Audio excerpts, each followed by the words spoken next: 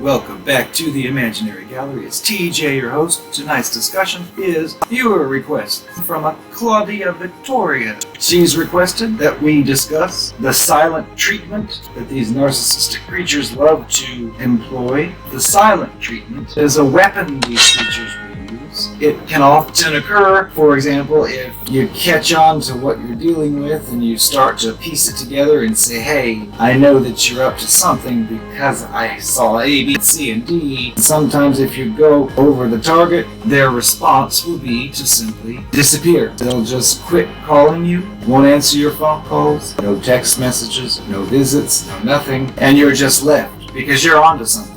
You realize that you've discovered the key to the problem in a lot of cases. Here you are trying to be like a normal adult would do if there's some kind of problem or discrepancy. A regular adult would listen and say, oh, that is true. I should work on that. But not with these creatures. It can also be referred to as ghosting, where they just vanish like a ghost. This is a form of power and control that they love to use. Because you have to remember, these creatures aren't like you and I are. They don't feel anything for your relationship. They don't hold and cherish moments together and think that they're important and want to get closer to you and so on. No, you're just there to serve a purpose for them, which could simply be to have someone next to them in public so they look like they're a well put together person. But it's nothing to them to just erase you out of existence. Most of us could not ever imagine something like that so drastic, so quick. And that's why it's very difficult to understand when you're dealing with this kind of creature, especially after the beginning stages. Remember, they love bombed you. In the idealization phase, they worship the ground you walked on. And you had already built in your mind, this person really likes me a lot. And it's often uncomfortable because you think to yourself, well, I had a good time tonight. This person's acting like I'm the answer to everything. And that makes it easy for us to become complacent with them after all that spoiling and giving everything and anything we want. That's in the back of our mind because that's how it began. So we think, I got this one, this one's wrapped around my finger. And then all of a sudden, at the least expected moment, it just vanishes. Doesn't call or anything. Now sometimes you may pass them in the hall or something, if it's at a school, and you may say, hey, how come you haven't returned my calls? And they might say, or something like that, and it just won't seem to fit with your usual daily conversation. This is a weapon they use to establish their control, and it can leave you feeling empty. You're thinking, okay, I want to make this relationship be the best it can be, but I found these problems that need to be addressed, and I'm going to talk about them, and then all of a sudden it's gone. You think, well, what am I going to do with all this discovery I found? What do I do? And they're gone. You see, you're not supposed to ask these questions. You're not supposed to notice these things. You are supposed to simply be there for what these creatures want, and that's it. You're not to ask questions. You're not supposed to look into things. You're not supposed to check up on things that they say to verify that they're true. You're supposed to simply believe them, and they'll tell you that in a lot of cases. If, for example, you check up on them at one point, and they say, I went to the such and such place. well, I talked to so-and-so who works there, and she said you weren't there, you might hear, why are you checking up on me? Don't you believe me? Don't you trust me? and these creatures seem to think that you're just supposed to trust them without any background, without any reason to trust them. They don't realize that that kind of thing has to be earned, which means if they do disappear and you do check up on them, they are aware they said they were later. That works out well. Most of the time with these types of narcissistic cluster creatures, they were somewhere else completely different from where they said they were, doing something much worse than whatever they told you they were doing.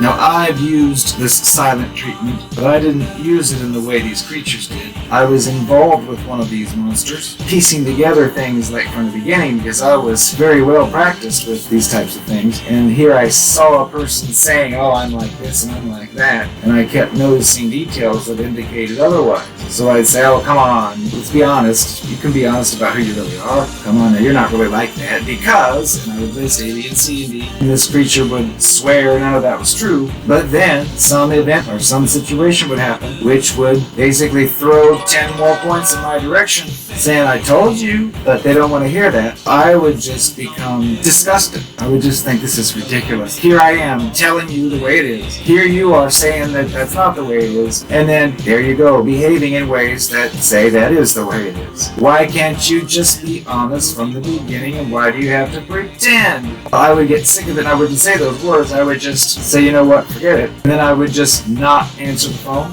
I would not call it back. I would not try to see it. I would not do anything at all involving it. I would just be disgusted and think, you know what, that person does not deserve any more of my time. Here I've got it all together, and here I am trying to say let's have a real relationship where you're a real person and can't do it. So I would just simply avoid it. When I did that, of course, it would show up at my place of work. It would show up where it knew I would be and force me to have to see it. And I'd be like, what's this about?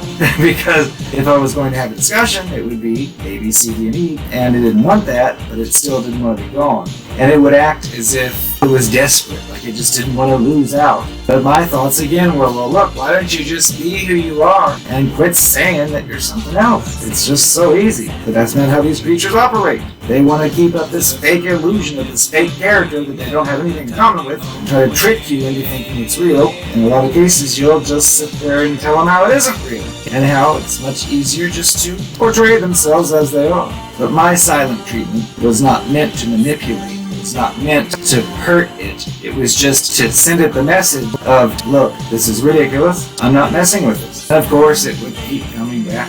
Well, the ways to deal with this if it happens to you, if it's someone who ghosts you and just vanishes. I mean, you may call it, send a message or something, but once it becomes clear it's playing this game, if there's no reason for it to play this game, especially if you've come up with valid concerns that really need to be discussed and it doesn't want to, it's very difficult, but the best thing to do is to just walk the other way and don't look back. If it's been a long-term involved relationship, you may also want to block the person from being able to contact you. Because these creatures, when they vanish, they know that if you still leave communication channels open for them, they feel like they've got you. They know that when they vanish, you're going to be looking inward at yourself, saying, what did I do wrong? Why would this person just leave me after being in love? How could this be? Well, maybe I did do this wrong. Well, maybe I shouldn't have been so good.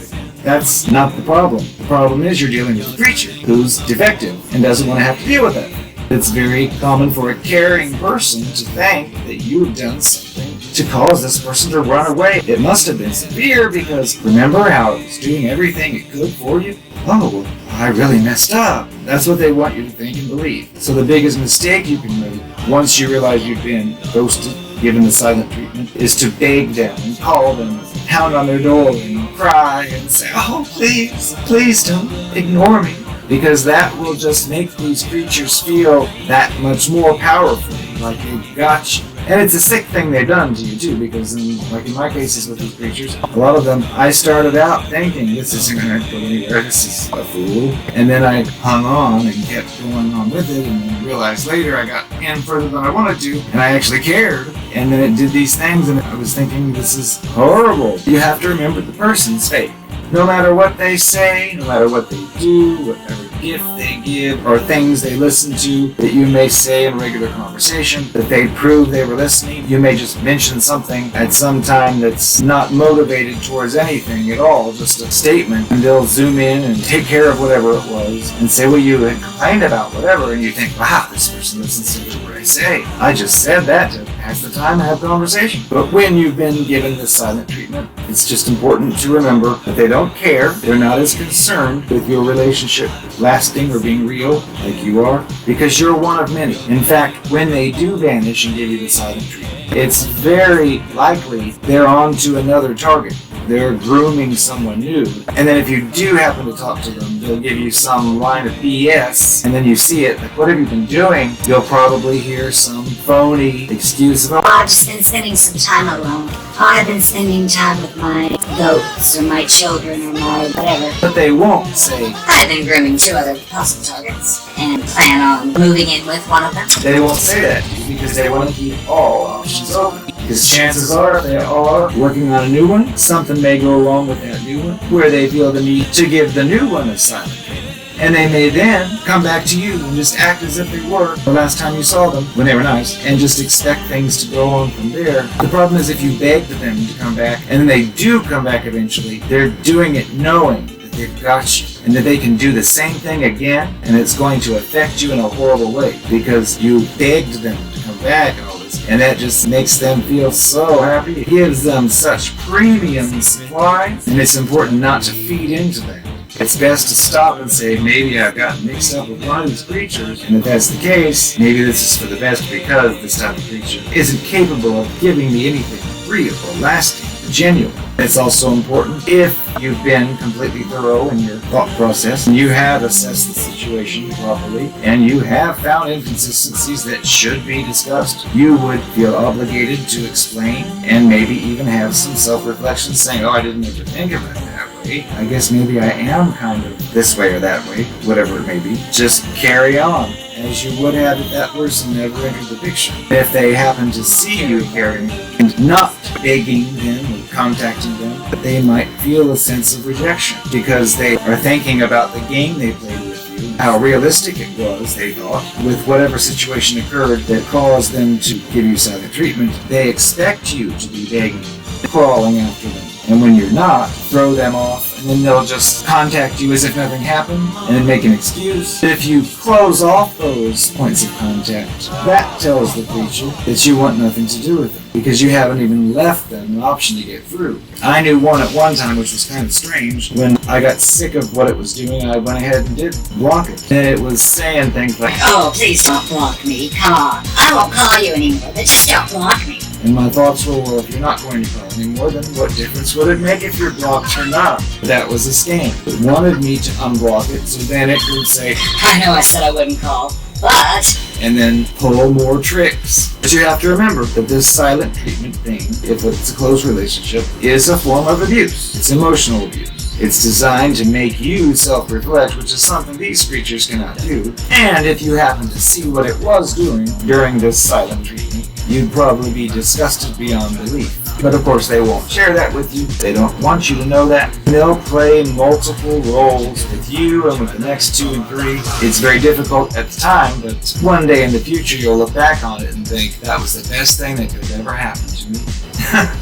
You also must realize that this ghosting silent treatment, it's not something like there's a problem with you and your personality, your thoughts, or your expression of your thoughts. This is all about the creature. This is the way it deals with situations, especially in situations where they're found out and they don't take any accountability for the thing. And if you've got them, then they'll just make it look like they're the ones who are mad and they'll disappear. And then they won't have to have that discussion. The truth is, if you did pull them aside and have the discussion and laid it all out for them, they don't have any responses that are valid. All they'll do is give excuses. And instead of answering your question about, well, you had claimed A, B, and C and then you did the opposite, then they'll just say, well, you had said this and you did that. and that doesn't really solve anything. I used to say, when I tried to have these conversations, and I'd have it all sometimes written out, saying, okay, I've got this all down, so I'm not going to be thrown off, because sometimes if you just try to talk to them, they'll change the subject and steer you off course. So I'd have it all outlined and say, okay, I want to cover this.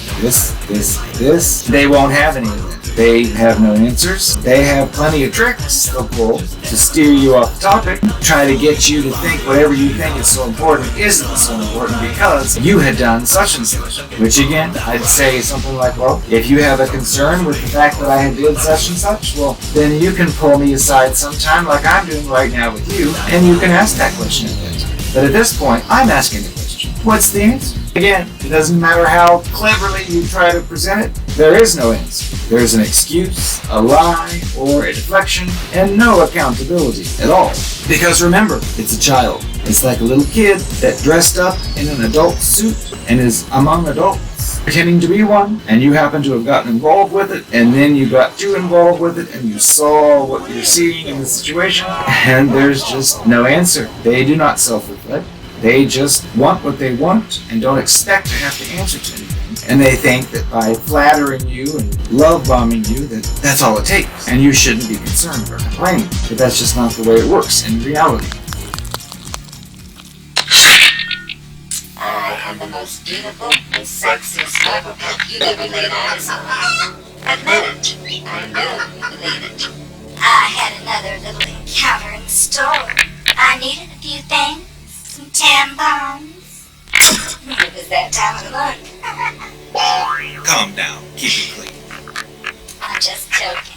I went into the Walmart and there was this cow in there. I saw her from behind. The crack of dawn was showing. Her pants were like hanging, sagging down. I almost threw up because it was so disgusting. But I figured I'll just be tolerant of other people.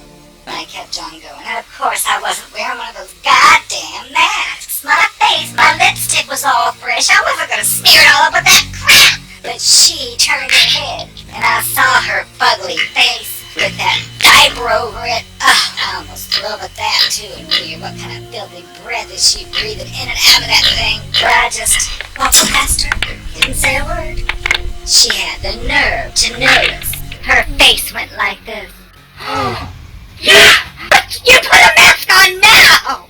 And I forget it, those masks don't work. Did you read the label on the box? They don't work, she said. You don't care about anybody else's life but your own! You put a mask on! I could see the front of her dress. Her breasts were like two cantaloupes hanging in the toes of pantyhose, just sagging and flapping. That was too much for me. And she was just screaming and screaming.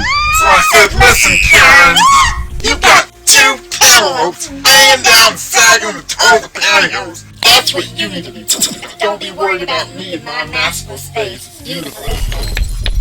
She didn't like that.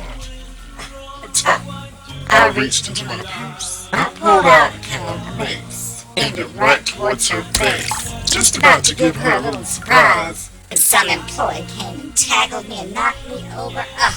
So I sprayed it in his eyes instead. And then I took off and I ran out of that store. I'll never go back again. They've got me on their stupid cameras.